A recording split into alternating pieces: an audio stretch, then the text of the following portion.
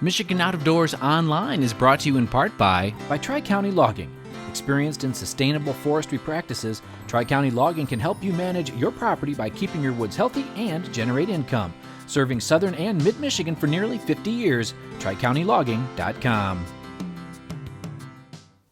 Hi everybody, welcome to Michigan Out of Doors. I'm Jenny Silik and we've got a brand new show in store for you this week. Now a couple of weeks ago, Jordan and I were both able to hit the woods with our cameras in two different areas of the state to try and fill some late season deer tags. It's the last of our deer hunts that we'll share with you for this season, but you don't want to miss the excitement we have in store for you. And speaking of excitement, Jimmy's got some other wintertime fun in store for us this week. Well, that's right, Jenny. We do have one more story on this week's show, and with this winter blast that most of the state of Michigan has had over this past several days, I was able to travel not too far north to find some good ice up in the Ludington area. I was able to get out with some buddies to do a little pike fishing. You won't want to miss that. We have an all brand new show. Make sure you stay tuned. I'm Jimmy Gretzinger. It's time for Michigan Out of Doors. From the first spring rains to the soft summer breeze, dancing on the pine forest floor, the autumn colors catch your eyes. Here come the crystal winter skies. It's Michigan, Michigan out of doors. What a beautiful day in the woods. Someday our children all will see this is their finest legacy, the wonder and the love of Michigan. As the wind comes whispering through the trees, the sweet smell of nature's in the air. From the Great Lakes to the quiet stream, shining like a sportsman's dream, it's a love of Michigan we all share. Michigan Out of Doors is presented by Country Smokehouse, a sportsman's meat processor and Michigan destination since 1988, offers a variety of homemade smoked meats and Michigan-made products in-store and online. The Country Smokehouse features an outdoor barbecue and bar. Details at countrysmokehouse.com. By RBM Jigs, a Michigan-based company serving ice fishing anglers around the state and throughout the country. Specializing in ice fishing gear, RBM Jigs manufactures tungsten jigs, soft plastics, and much more. Online at lakeeffectlures.com. By Polar Craft Boats, offering riveted and welded boats for the outdoor enthusiast. Whether you're targeting fish or waterfowl, Polar Craft Boats have several models to choose from that keep you high and dry. For more information, polarcraft.com. By AnglerQuest Pontoons. AnglerQuest is a Michigan-based company building boats designed for comfort and fishing functionality. For more information about the 2022 models, anglerquestpontoons.com.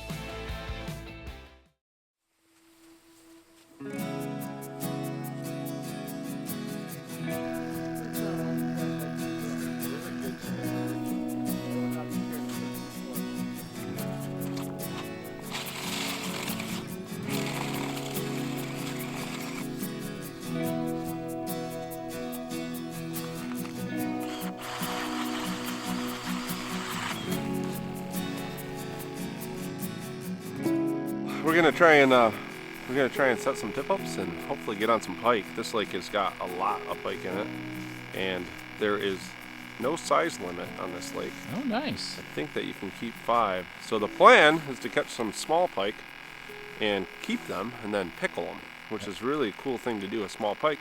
Okay. Not a lot of meat on them, so a lot of people shy away from them, but pickled pike is very good. Okay. Similar to pickled herring. Now, do you do a lot of ice fishing? I know you're a big lake guy, but... Yeah, I don't ice fish as much as I'd like to, but I have a couple little kids and they're kind of too young to ice fish, and so, you know, I'm starting to get back into it now, and as they get older, we'll get them out. I took my daughter last year. She had a great time. She made some incredible snow angels, and she's a lot of fun. So, yep, we're trying to get the kids out a little bit more, and they really enjoy the outdoors, and they're getting old enough now we can wait for a little better ice and maybe get them out. Yeah, is this this is kind of first ice here on this lake. Have you been out much at all yet? Or? Well, I went out, no, it would have been this Monday. Okay. And we went on Hamlin Lake onto one of the bayous, and there wasn't very much ice. But we did catch some pike, and we had 4 really nice pike, one over 32 inches. And wow. So it was good, but the ice was definitely not the best. What kind of ice we got here? We've got about 4 inches of good, clear, solid ice. And then, unfortunately, we've gotten about 18 inches of snow in the last 24 hours. Today we are on Crystal or Hackert Lake in Mason County. And you pretty much grew up mostly on this lake, right? Yep, since I was like 9 months old. You get to do a lot of fishing?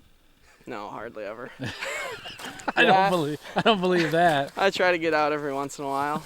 So here we What are. do you like about this pike fishing? Pike fishing is my favorite because you can set some tip ups, you can spear. Spearing's my favorite, but we don't have quite enough ice for that yet. Okay. This snow is not going to help gain the ice either very quickly. So, but I just like them because they're pretty tenacious and they'll eat anything. And they're pretty good to eat too, right? Yeah, oh yeah. We do a couple things. So we, here on our lake, there's no size limit. So You hit it again? you catch a lot of small, I don't know, 16, 18-inch pike. Okay. And with those, it's not worth taking the wide bone out because you just don't get enough meat off of it. So we pickle them, which when you pickle it, it takes the vinegar, takes the bones and just pretty much melts them away so you can't even tell. So you don't waste much fish when you Okay. are catching those smaller pike. I don't remember putting a sucker on here. Well, Oh, hold it up. oh, get that belly sag in there. Oh, that's nice. Welcome to Hackert Lake. What kind of a hook is that again? Swedish hook, also known as a J hook. This one's made by Mustad. They're about the only ones I can find anymore. And not a ton of people fish dead smelt much anymore.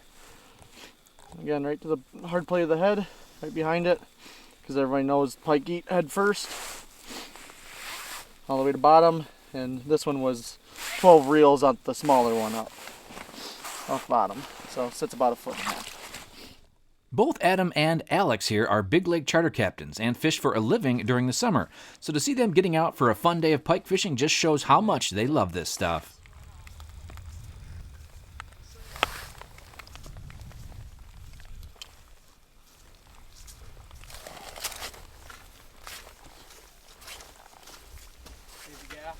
Oh yeah. Don't break the ice. Down goes Jimmy. Hey! Another pickler. Save that one. Yeah, I won't let that one go. Ryan Rubu, who kind of got this crew together today, fishes this spot a lot over the winter and said we were having one of the slowest days he could ever remember. So it was good to see at least a few fish making it to the ice. 0 for 4. Here we go.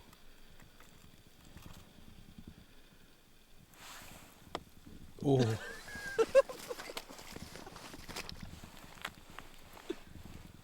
Oh, it's a big one. It's a big one. That's our Hey! biggest one of the day. Look at big old sucker. Yep. Clip Nice. tail, so you see we got our sucker minnow clip tail, so it can't swim quite as aggressively. Very nice pickling pike right here. Good job, young man. Thank you, finally. Totally redeemed So yourself. that means you erased the other one today. I can't even tell you how many false flags we had today. It was a lot. But when you have this many guys and that many flags, that's just part of it. While we waited for a few more fish to show up, I had Adam run us through just how to clean these small pike if you wanted to pickle them. So all we're gonna do is just fillet this like a normal, like you'd fillet a walleye or anything else, and then we'll chunk it up, we'll skin it, we'll put it into a brine solution to pickle it. And the pickling, there's vinegar in the brine, and that'll dissolve all the bones out. So Okay, so how do we do this here? So very bony little fish, but just a regular cut here, and then you're just gonna follow the backbone right along the back. And then what I do is just do this, flip it, So just like you would a walleye. yep, and then just do your skin side. And then obviously take your ribs out. So that's if you're gonna pickle it. Yeah, if you were gonna try and eat this, there's so many bones. There's a couple sets of ribs and Y bones in a pike, so they really need to be quite a bit bigger before you would get a decent fillet. Yeah, I mean very How comparable. big of the to hunks would you walleye. then? Would you just that in half or in thirds? I would or? just do little pieces like this, yeah. And then you put that in a pint jar. And We will come back and show you the pickling process on another show for sure. One of the guys fishing with us today was Scott Keegstra, the owner of the recently renovated sporting goods shop here in town. Captain Chuck's has been a staple in Ludington since early 90s. There has been 1, 2, 3. I am the fourth owner. Purchased it back in 2015. Recently relocated to a new facility on Jabavi. Put up about a 9,000 square foot building. And how's that been since you moved? Has that been a good thing for you? Fantastic. It's been well received. Been able to grow the store and branch off just more bass, perch. We've always been known for salmon. That's been the biggest thing for Captain Chuck's, but now we're geared more towards the bass fishermen and perch fishermen. And so someone that owns a bait shop, fishing and hunting shop, you get to hunt and fish all the time then? No. Unfortunately, days like this, being able to get out with friends is a treat for me. You turn your hobby into a job, and that's exactly what it becomes, is a job. Well, whether it's a job or a hobby, we all had a great time today, even though the fishing was a little slow. Thanks to the guys for letting me tag along on my first hard water trip of the year.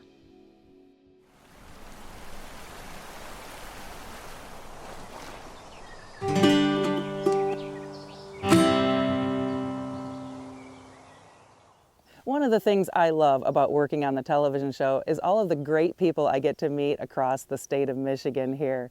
About 10 years ago, on November 15th, I shared the day with Mike and Colleen Shadwald and their family, and we became fast friends. It's become a tradition every year to head down to their farm outside of Adrian to do a little deer hunting, and this year I brought the camera.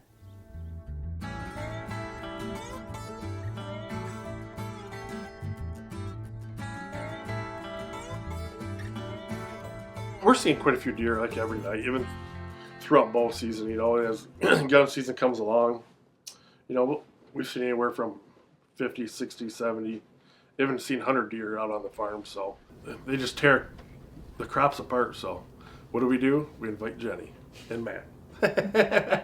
So we didn't need the meat. So it's just a lot of fun having you guys down and shoot some deer. So. Well, this is just gorgeous out here.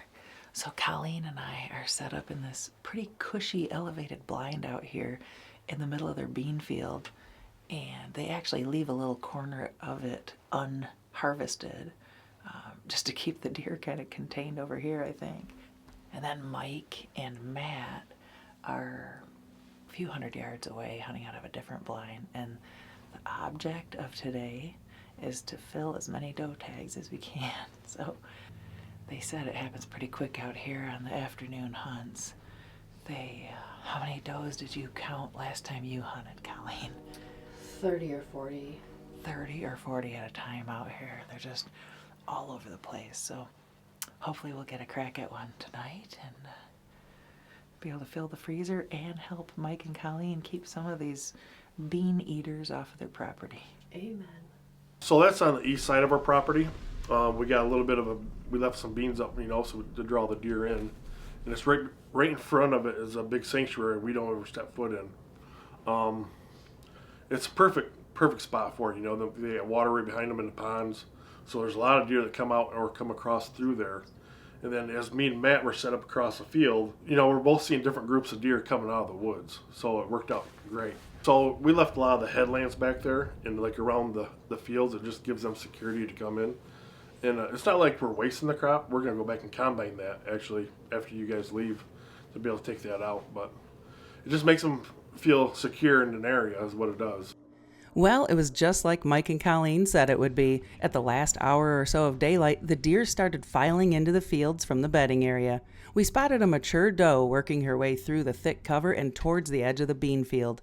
Colleen was running the camera for me and did a great job following the doe. Now I just needed to settle in for a shot with my 450 Bushmaster.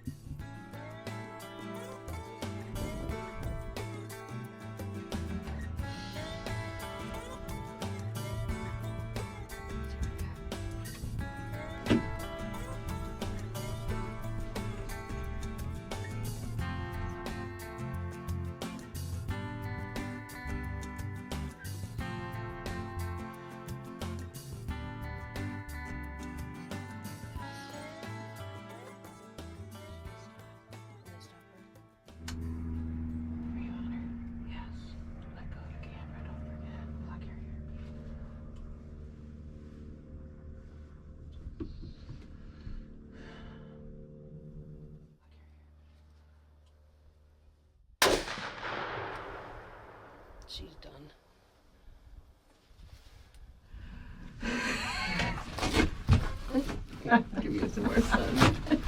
That was awesome, Colleen. Well, hopefully we got it on camera. We did. Thank you. You're welcome. Hopefully it helped you take out some of those bean eaters and There's so many more. Corn eaters. yeah, there's like I guess they're all gone now. How many did we count? 23, 25 I think there should be does out there. at least that. Wow. Helping fill the freezer and helping the farmers out here. Yeah, they're definitely crop eating little machines. Wow, crazy. Well, thanks for helping run the camera. My It's good to be pleasure. back.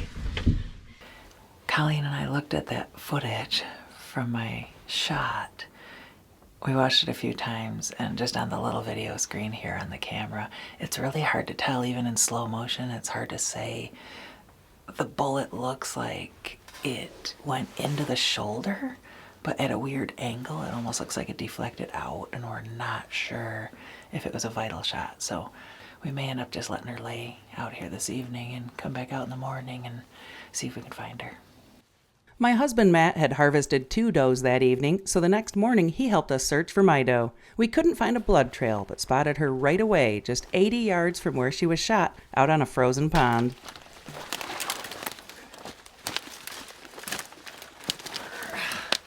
Good size doe. Well, hey, we didn't have to do a Gabe Van Warmer and actually like strip down to swim in and get the deer, but it was getting close. But yeah, that's interesting. There's the shot, which actually ended up clipping her in the heart down here. There was a hole. I saw a hole. And it came out and hit the other leg. Yeah, look at right here. Oh. It's probably just crazy. in the heart.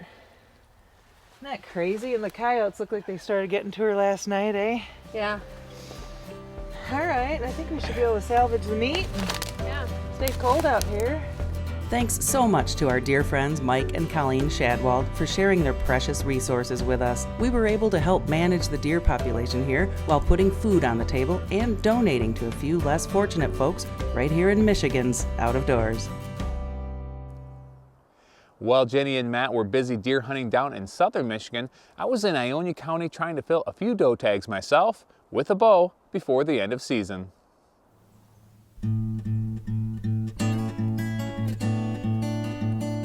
Well, back out in the bow stand this morning. We are officially running low on time. It's December 30th. A couple days of season left here. I've been bow hunting quite a bit the last week or so, and I've had some great encounters. Been mainly hunting off the ground with my bow, trying to film it, which is not easy to do, especially in late season when these deer have been hunted for months and all the neighbors are still actively hunting now. They're on high alert, to say the least, so it's been a challenge, but it's been fun. I love hunting this time of year, and when you get a little bit of snow on the ground, it's even better. So today we're in a tree stand in a spot I sat about a week ago where I came really close to getting it done. Hopefully we have a deer do the same thing this morning.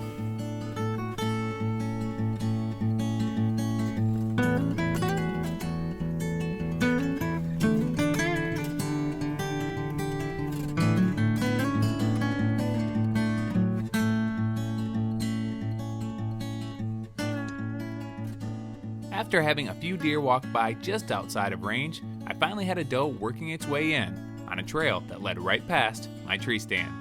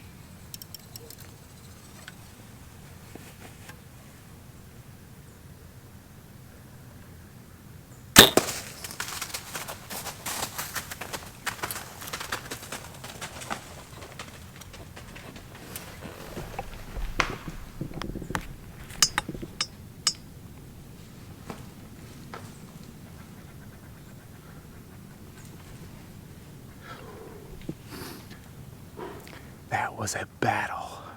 I had that doe within bow range for about 20 minutes. Whew, made a perfect shot. She didn't go 40 or 50 yards. Super pumped about that. These late season deer can be so tricky. Oh, she was working her way in really slow and she was all by herself. So I had to really make sure that it was not a button buck or not a small buck that had shed its antlers or something, and I had to let her get quite close, and then she kept going on different sides. I got a big limb right here, and I couldn't tell which side of the limb she was going to go on, so I kept having to move the camera. And then she stepped out on the worst side of the tree for me. But thankfully, she eventually ended up looking straight away from me. I was able to get the bow drawn back and make a perfect shot. Like I said, she didn't go. She might have went 30 yards. I could see the blood pumping out almost immediately. So, as a bow hunter, that's what you always hope for, whether it's a big buck or a doe or whatever it is. So, whew, it has been a challenge this last 10 days trying to get one with a bow. Super pumped. Couldn't have gone any better.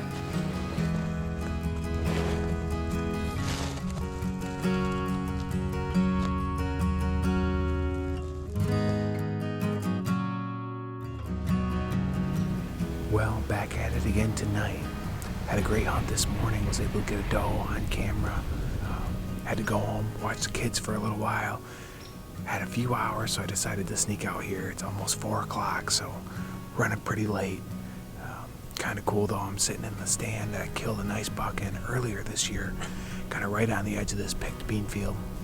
Normally when I'm bow hunting, I wouldn't tend to do this kind of setup just because the deer this time of year are on such edge that on the edge of an open field or trying to shoot one in the open field with a bow usually is pretty tough. This is a great spot for a gun, but I'm not too sure about it with a bow, but the wind was perfect.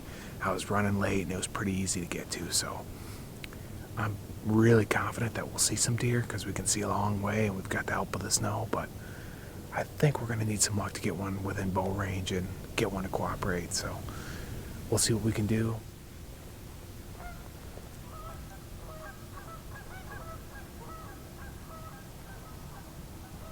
Well, like I said before, great spot to sit with a gun.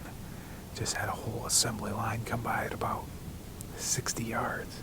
There's 2 main trails they could have took to kind of to stay up on this ridge. One is at about 30 yards, and the other one's at about 60 or 70 yards. I have a feeling we're going to see a few more before the night's over. Actually, I see another one right now. Looks like it's going to walk the same trail though, but hopefully we'll get a few more in here. Like I said, we've got a really good trail at about 30 yards. And then anything on the other side of me is out in the bean field, so hopefully we get a deer within range here. As the night went on, more and more deer began to filter out into the bean field. And with just minutes of camera light left, I had a group of deer work their way within bow range.